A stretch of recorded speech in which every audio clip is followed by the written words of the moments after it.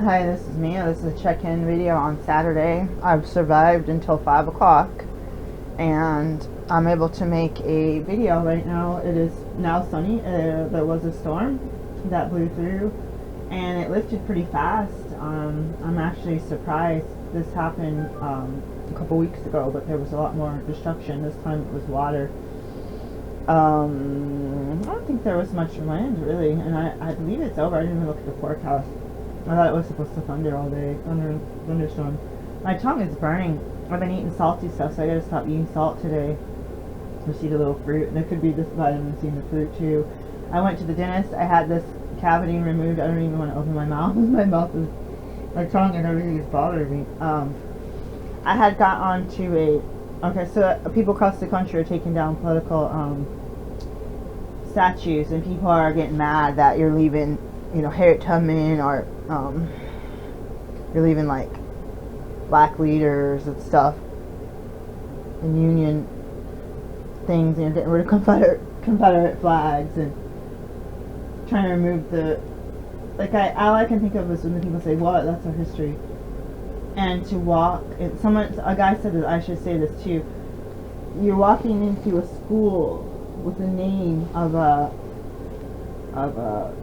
Confederate general, or you're driving to church, or you're going to the food pantry to volunteer, or even maybe you're out of luck, out of luck that week, and you need to go get something for you and your neighbors and your kids, and you're driving by the statues, or you're driving by these flags, and it makes your heart sink. There's other things that are subtle. In Portland, there's a road construction, bridge, it's like a highway. It's not like a highway, like a freeway, but like 99 east, that goes from what used to be a lot of blacks to where there was a different county where there's a lot of whites, and it turns into farmland. They remodeled the road, and a lot of it is bridges because you're going over the city or whatever, over the infrastructure, and they had these really tall pillars, like bleach white, starch white, with these tops that look like this. And what does that remind you of?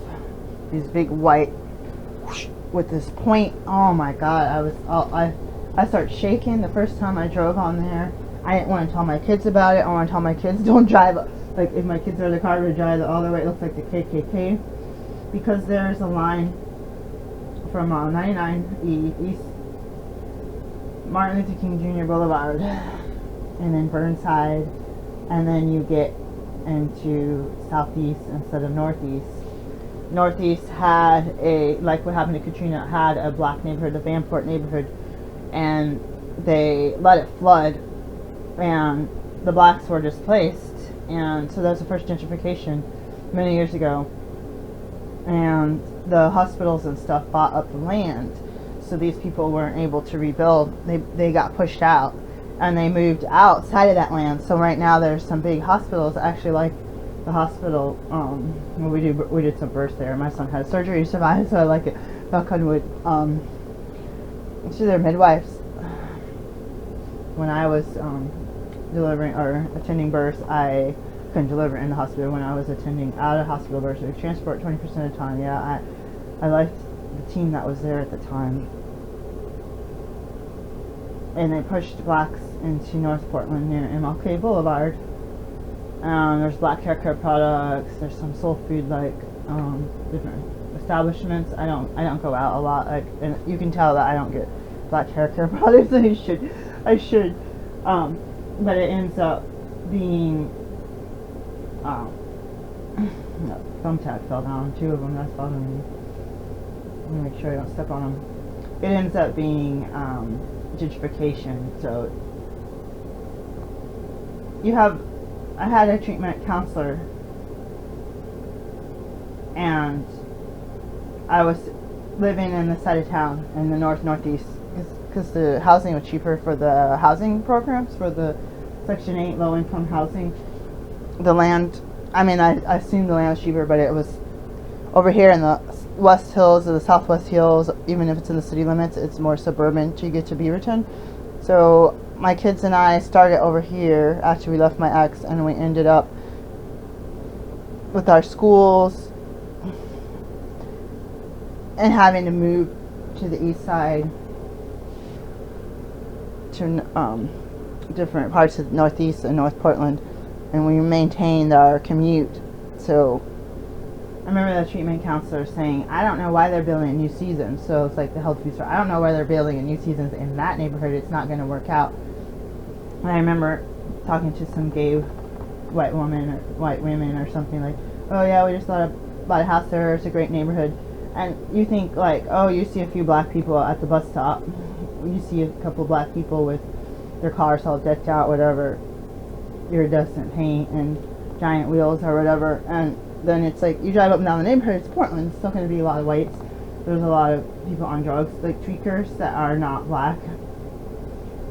And to some people, they see a few blacks, they think, oh, they're not going to want to go get vegetables, they're not going to want to go get, you know, whatever, they sell farm raised fish, whatever, sustainable. But this lady's like, that neighborhood's not a place to put a health food store. And like, she's like, oh. And you know, the next thing I knew, because I started shopping there, because the thing about living or going to school on the west side, they had a couple health food stores. Or one I used to go through here. There's one downtown I'd go through sometimes because you could park in the street for free, I think. And then there was Trader Joe's, which I don't particularly shop there. There's a lot of recalls a few years ago. I don't think they have them as much. Trader Joe's right here. Music school was here, so that wasn't easy. We have a hour break between classes. Go up there, get the free samples, and grab food for the kids' lunch because they were doing sack lunches. Like they love those sunflower seeds, the coated candy colored like M&Ms, pastel colors, but they're sunflower seeds inside. I think it's the only way my kids, actually my son will eat. You get a whole sunflower seed. My kids have this affinity sometimes for eating nuts, and I'm thinking, oh, I shouldn't even eat nuts in winter. Anyway, it's a different story. So I ended up thinking that it's so rude, this neighborhood. But I mean, it's like, there's already a low percentage of blacks, but then it's like these gentrification activities happen. People bought up the land. The houses were really expensive. And it doesn't matter who's in the neighborhood. That matters to some people. They jack up the price of these houses. And they're very old houses and very small lots. It's very interesting that the houses there can be way more expensive than the houses on the west side. The price of gas, the price of food, everything was higher where there was blacks.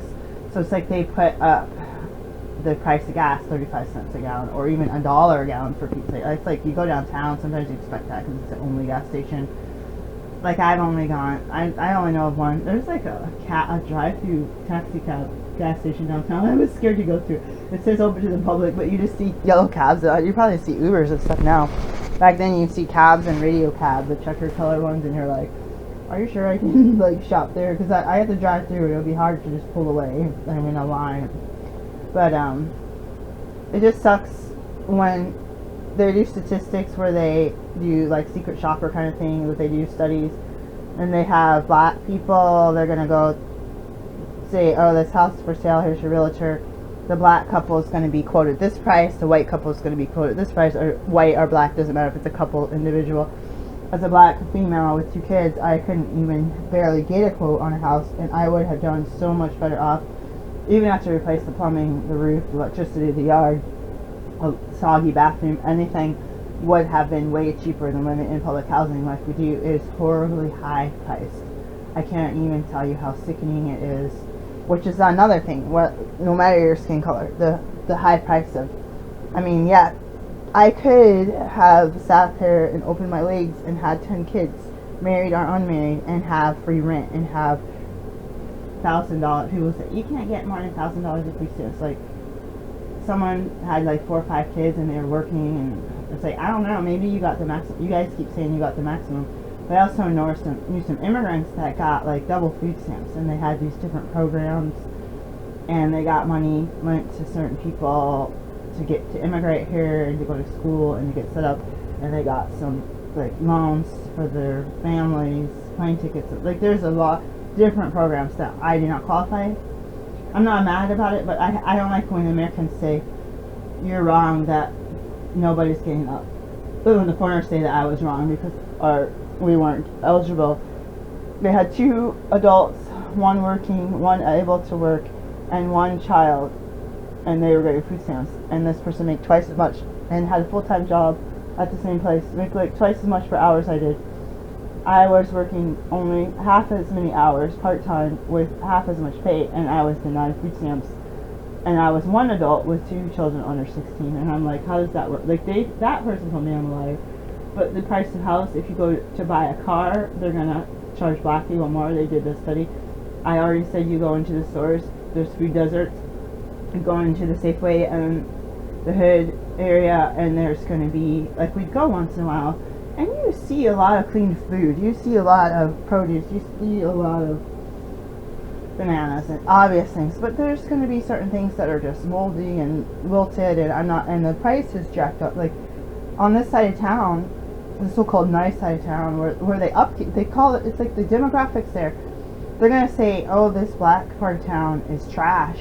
It's like Chinatown, New York. When I went to New York and went to Chinatown, every part of New York is like no trash anywhere. I went to Chinatown and there's trash cans piled up to the ceiling, and I was like, and it stank. I was like, really? They did this to Detroit. They got the whites out of there in the suburbs so that people would buy cars. You don't have a reason for a car if you don't have to walk. If you walk to work because you live right around the corner, you don't need a car. So they made the freeways, or they already had the freeways for the military, but they made more freeways out to suburbs so that these folks, like, now you have this car, you have a job, you have a family, you go to these nice schools outside of the city, and like, now how are you going to get to work, buddy? And they're like, oh shoot, now I gotta buy a car. So like, nobody was buying the cars, everyone was walking. You know, probably the time when there was people still on horseback, I don't know, but buses were potentially, I don't even know if buses were around, bicycles probably, but anyways, then they stopped picking up the trash. Then they stopped, you know, you see, they stopped picking up the trash. You can look this up. The city takes their funding from the police and the fire department, and you can see the buildings in Detroit a few years ago just let them burn to the ground. They might even be parked right out front. They just let the building burn to the ground. They're not even, if the other house has an occupant, they might put it out only because someone's fussing at them. But you know, they would let the whole block burn down, and not, you know, even if they are there. And then people say, oh, you know, look at these people. It's like, there's some bad people, but it's not all black people that were pillaging and looting and arsonists. How do you know who even lit those fires? And how do you know? It's like, there's oppression, there's lack of jobs, there's ability for me to go to school and not be rejected because of my race, but then get rejected because of my race and them not say it. They're not going to get sued or get in trouble if they don't say why they didn't accept me, or why they don't think that I should have this job, or why they shouldn't. If they tell me that and I got a recording of it or something, then they still get away with it, you know? It would take a class action lawsuit, and it would take a whole bunch of evidence. And so this country, I have so many people complain about these statues and why take them all down, and if you don't like it. But it's that driving to work, driving to school, walking your kids to the park, and feeling nervous because you have this thing, if it represents slavery, this thing could represent my ancestors being ripped apart from their homeland, my ancestors getting ripped apart from their children, from their house, from their spouse, from their mothers, from their fathers. It's going to think that a person is a person, and her tummy is going to risk her life going back and forth to bring people with her to freedom, and risk being killed and risk being lynched, even when there's so-called freedom. There's no freedom for blacks in this country. Yeah, you see some people on TV. You saw Obama on TV. People didn't like it. More racism came out with Obama, and people making fun of his wife. And there's more racism accelerated the next president. And it's like, I feel like it's not, I feel like it's accelerating. I feel like there's already a steady pace of racist people in this country. Like a very steady pace of hatred, of violence towards me and others, because of, like, all my patients are people of color, and they all have violent stories from this country. Do you think that they wanted to leave their motherland and their moms and dads? They're living as refugees in a deserted tent town or desert. I don't mean deserted, like overcrowded. And just like when we were in a shelter, they tell you get in line and fill out this paperwork and get take a picture and do fingerprints. Like you sign up for something, they say, yo, we're gonna give you an opportunity to go to the U.S. and help you go to get your kids to school and help you get a job. It's not their fault that their country is freaking corroded. This is British, Norwegian, all of these people. What is it? Is it Haiti or is it what? Oh my God, I'm sorry. What is the island where they owe, like France, like all this millions and billions of dollars? Like these people were already there, and you took over by violent occupying, and it's like, you know, all these people complaining about statues. Whose land is that statue? Why don't you just give that land back to Native Americans, and then you tell me, you know, they can put that in their museum. You know, why don't we go live on their reservations in trailers and drive old trucks trying to make a living fishing when the dams are being built, when the freaking pesticides and herbicides are destroying the fishing industry, you know, and you know, they're placing restrictions on salmon and all this stuff. I mean, in general, that means the population is low. What happened to the wild bison? You know, and as someone stated today on this Facebook group, oh, they have Blackfoot Indian on both sides, and that there's a lot of violence and war stories from natives too. And I was just like, yeah, that's human nature. No tags, no labels. But it still doesn't mean that I have to walk and drive by a statue and go into a courthouse where I know the public officials are getting paid buku bucks from our tax money. They can sit around dressed nice and their kids to a nice prestigious school and get a forever freaking retirement. Can I get that job? Maybe. Have I tried to get any job? Has it worked? No. Unless I know someone that's desperate for someone to freaking work until 4 in the morning. You know? With low wages. Minimum wage. You throw in extra hours. You gotta work 12 hours. The minimum wage. You still don't have enough to pay rent. By the grace of God, you know. Is that why I went to college for 17 years to become a doctor? No. But for some reason that's my path. I'm trying to manifest and have law of attraction change that. And I became a doctor to try to help all people. This person could be the worst racist, and who knows? They could have tried to hurt someone in my family. I don't want to really treat them. But I feel like first do no harm. If they're suffocating on the street, I don't have to do, you know, resuscitation. I can do the heart and call 911 or whatever, but it doesn't mean I have to walk over them. You know, swallow the pride. Like, I don't have pride. I would gain some pride afterwards and think, oh, I could have left that fool on the street. Like, they could have killed, you know, there's those people that killed, there's that white woman, she was a police officer, she killed that black guy going into his own apartment. I don't even know if she got in trouble for that, the fools. And I believe I saw that the family gave her a hug and said, I forgave you. And are we stupid? The Native Americans in Oregon, they're waiting. They were promised all this land and all this money, like in the 1960s. And they, if you read this story about this, again, the fishing community, they're living in these trailers that are raggedy. There's no integrity to them. Like, no, these are the temporary trailers. They have other trailers, other homes, and reservations. There are homes. There's not all of these trailer houses, but sometimes that's what the government gives you. And it's like, I want to get me a plot of land in a trailer house because I'm tired of making the other people richer and richer, and they're getting away with it. They're getting away. It's like a slavery to society and financial. You don't have any financial freedom. You can't work your business, work for yourself. You're unable to own land and get land. A single black woman? How am I going to buy? I can't even buy a car. I've never rented or bought a private apartment or house unless I had my ex-husband. When my ex-husband was with me, he's white. He's the one, the fugitive of the law. He's the one that isn't like this. Oh, I have to be honest. The lady charged me $250 for the non-organic lemons, and I had to say, wait, those are organic. So I had to pay $4 or $5 for them. I think it was $4. I don't like. I'm gonna pay the rent. I'm not gonna lie. Gee, I'm a little bit sloppy, but I don't want to put holes and stuff in the wall. I don't want to be partying, having people shooting off guns in my house, you know. But do they see that when they see my skin color? No. They see you're low income people tear up places. No, there's individuals that tear up places. I tell you, I'm in medical school to be a doctor. Am I low income? Yeah, I'm pulling myself out of a hole. I'm living in a tent. My white neighbors used to come up to me in housing programs and say, why does the management treat me so badly? You're such a good person. You take care of your kids. You're going to school. You're working. Why do they treat you like that? And they also said it, even the black people. They're treating their own kind poorly. So it's not even just one race of people. It's multiple races of people.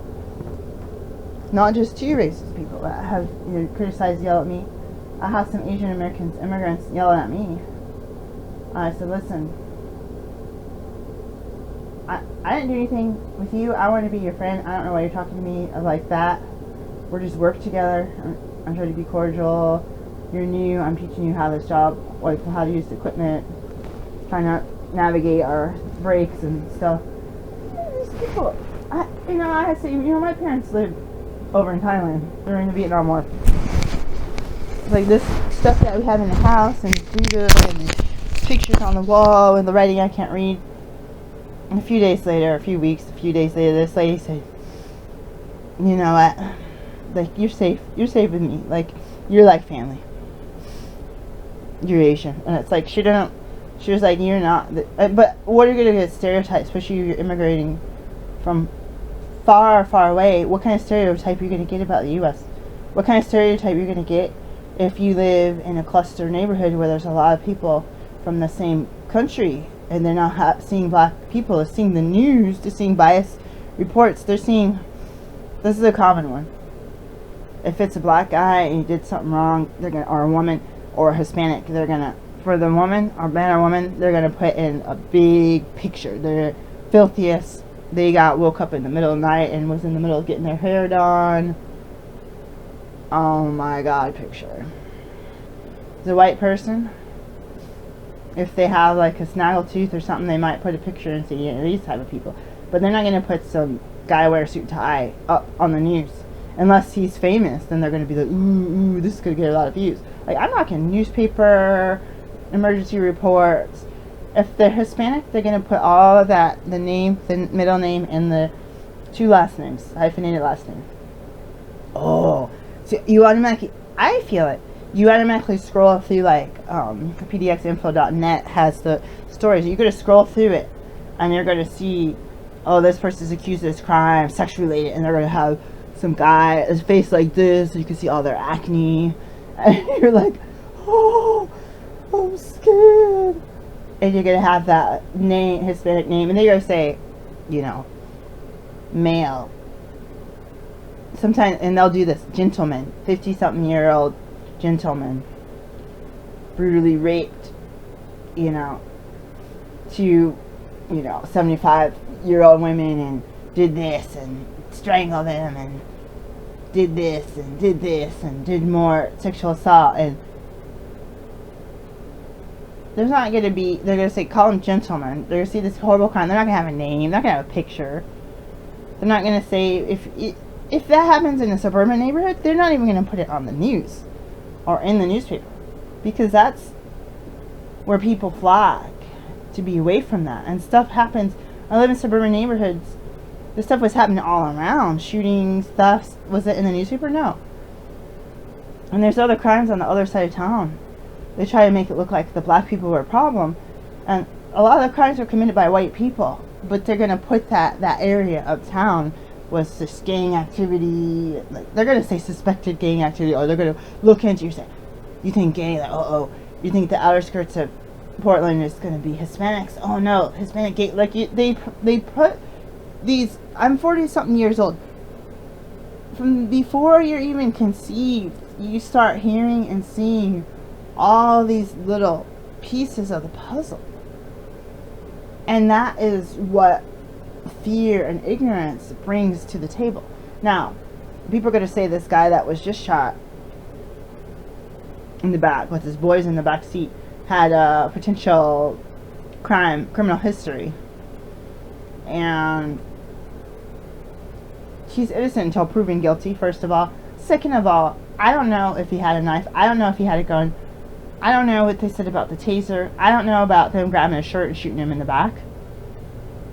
But I feel like you do like training videos or you watch some kind of TV show.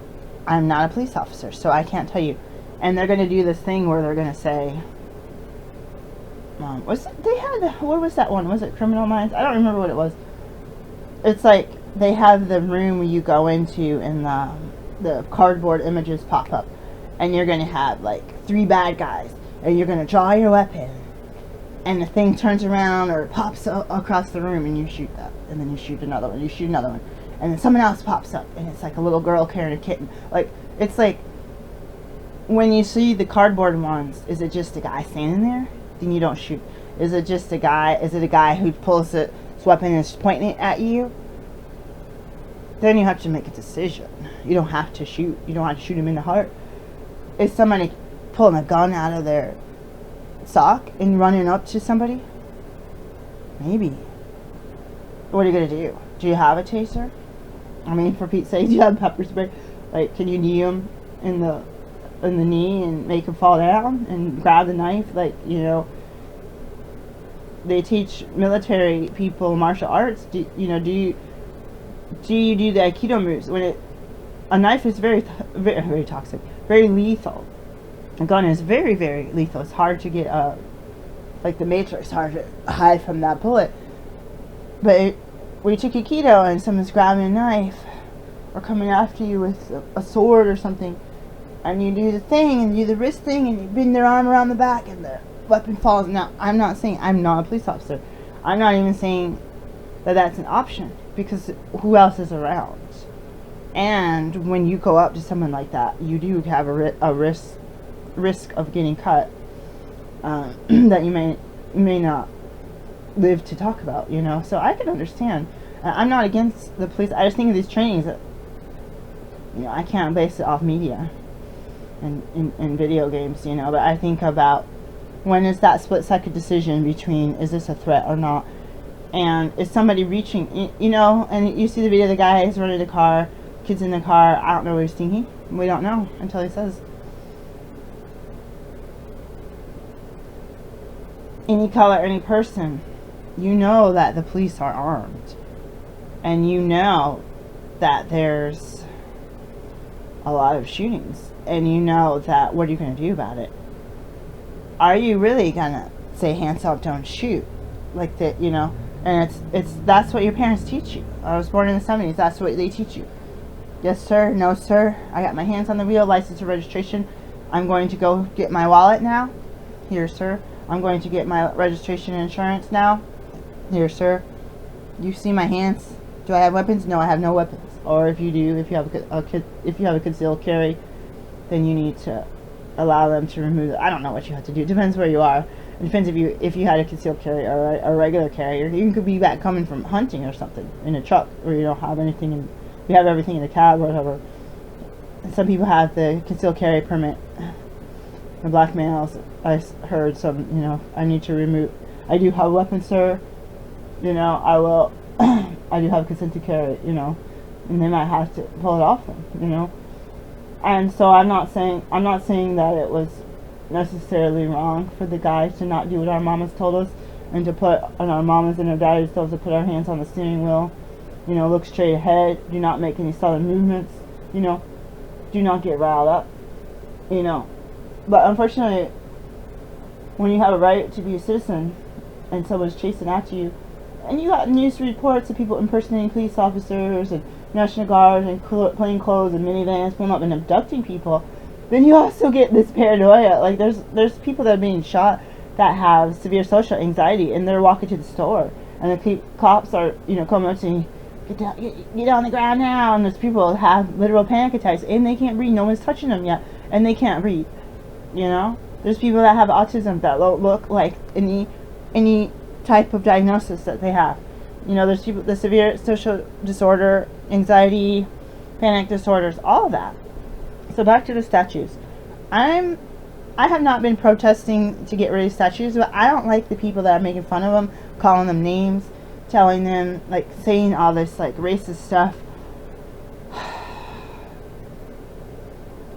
It makes me want to go out more. Like, sometimes it's like you're not even protesting the statue, you're protesting those people that make the comments about the people that are protesting. Like if those people were literally saying, it is what it is, that's what our history is. You know, this lady today said, oh, now everyone's out destroying history and arguing about statues, then come volunteer at this veterans historical society thing. And I saw that early on, and I was one of the first, if not the first, to like, this is passive aggressive, dude. Like, this is literally passive aggressive. And I'm like, I gotta get some food from this lady. Oh my god, $53. How the heck is it $53? 6 times 4 is 24, plus the other food. We'll just say it's 20 plus shipping. Yeah. Alright, how much do I have in my PayPal account? Someone sent, I'm gonna get some food from Las Vegas. They get the other food. I have miraculously have my credit card is what I have. I gotta pay these credit cards off. Add a tip. Oh shoot. I was hoping that they wouldn't. Oh, she's charging me $15 in shipping. Nevada sales tax. Oh, that sucks. I shouldn't have to pay it. 2 almond. I don't even know what's in there. I swear to God, those kale chips are going to be gone in 2 days. Maximum. They're going to be gone in like 36 hours. I should have ordered like 12 packs of it. I have had no kale. Alright, so I'm going to add a tip. God help me. I hate giving tips when I do online orders because, but I'm going to just have to give 12%. Oh, God, it sucks. 12% is not even that much. Let's see what it is. 12%. It's not even showing the tip on there.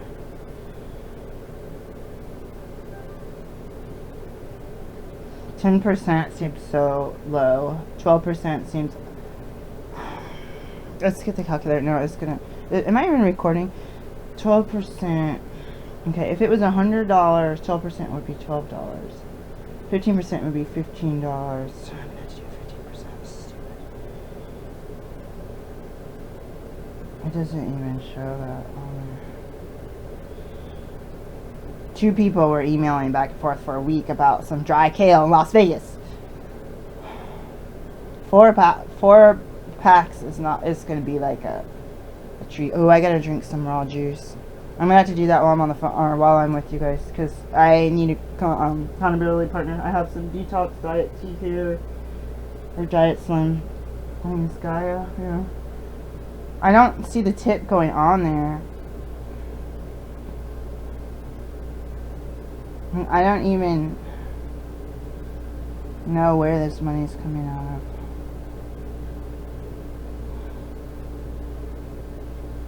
of. Okay, I was like, you always see something that says pay now and you're like, oh my god, is it gonna just charge me right away? I'm like, I should have to pay the sales tax, but okay, what is my balance?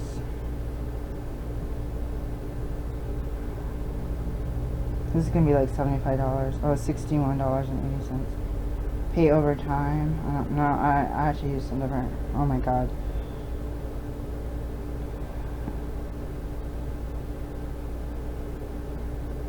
Okay, I'm gonna do it.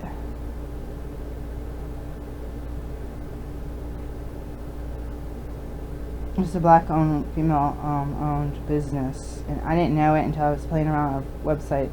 Right, I gotta do it.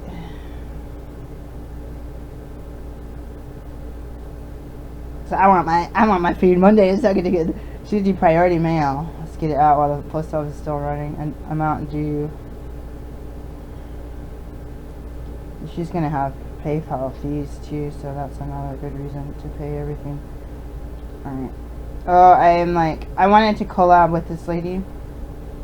And I thought to myself, oh, that sounds like I'm trying to use somebody for my financial gain. But basically it was like, I'm a naturopath, I'm black, I'm trying to spread my Tower of Health is to be able to transmit my message across the world. Share about health foods, share about my journey, share about my struggles, and then have it be, I saw another, he was Jamaican and something else. He lives in, I think, is he in LA? He does raw chef, I forget. He's older than 50, I don't know how old. And I was like, oh, I want to collab with this person, like make a video or like go chit chat with him and put a blurb on my website about their business and make that a reason to go on vacation, like go to the restaurant or go to their business or start taking their classes. And like, I want to teach classes about health food, but someone else already did it, and let's take it and see if, you know, is there anything missing. Like, I can, like, why reinvent the wheel, you know? It's like, yeah, and it helps them financially. So my collab is no financial gain. My collab would be just to be able to, but my heart drop made me feel like I was trying to get financial gain. But my collab is more as a, just to get the word out. In Oregon, if you're a doctor, you're not supposed to refer to your colleagues. I need to find that. It's like you're not supposed to tell your colleagues what your price is for certain procedures. And you're not, and this could be national, but I'm familiar with Oregon, like, period. Like, every other state I'm licensed in, I just have to look at the rules and everything. But, yeah, this is just something else. Like,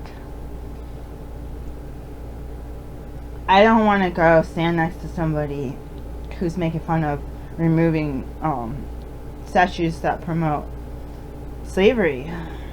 And that could be somebody's grandfather. And that could be somebody's husband's second uncle, twice removed. Like, it might be a family member that you love that happened to, like, there's people in ISIS that I don't want to invite to my house. I don't want to work next to, because I don't trust them. They have history of violence towards either everybody or towards my group. I don't want to sit in a KKK rally. I don't want to, you know, walk by a lynch mob. Like, there's a lot of people I don't want to be around you. If, like I said, if you're laying in the street choking on something while I do Heimlich maneuver, yeah. Whether I know that or not. And that is something that some people would not be able to bring themselves to do. And, you know, who knows in the heat of the moment. Because there's fear. Sometimes it's paralyzed with fear. Seeing those shapes on the highway. Those things that look like white hoods on the highway. That, you know. The Oregon Live newspaper, every other week or every other month, the paper, the newspaper cartoon of the week had KKK hoods, and it was cartoon, and it was funny. And I opened up my news on my computer, and that's the first thing I see over and over again throughout the year. This is not cute. This is not, like, hello. This is a newspaper for entire city or state, for like, there's people here. This is not your KKK publication that members pay for the newspaper to come to your house. And people, this is like the public that, you know, people put ads up. We pay for your newspaper, it's on the newspaper so we can get the coupons and the funnies for our kids. This is, do you realize, like, and what's worse, besides, it's not just that the cartoons were tucked away in the newspaper. It was that they were the cartoon of the week. That they were the most popular. That they were the ones that the public liked. And now you think of me driving to work. You think that my kid is sick, I need to get him cough syrup in the middle of the night. How do you think I feel? Besides police violence. How do you think I feel with him in the car waiting for me? so that we can get there safely by doing teamwork and get you your medicine pass. I moved out to Oregon, and I read and heard the newspaper article about a black female who had no weapons, who was driving routine traffic stops. She got shot to death. It might have been in Seattle or in Washington State. But I said, oh my God. People talked about how nice the North, or how nice Michigan was, or the North. I said, oh heck no. You got passive-aggressive racists. You got people that are going to backstab you, talk crap around you. My mom said, I like the South better than the North because the North, they're tricky about their racism. The South, they don't like you. You know they don't like you.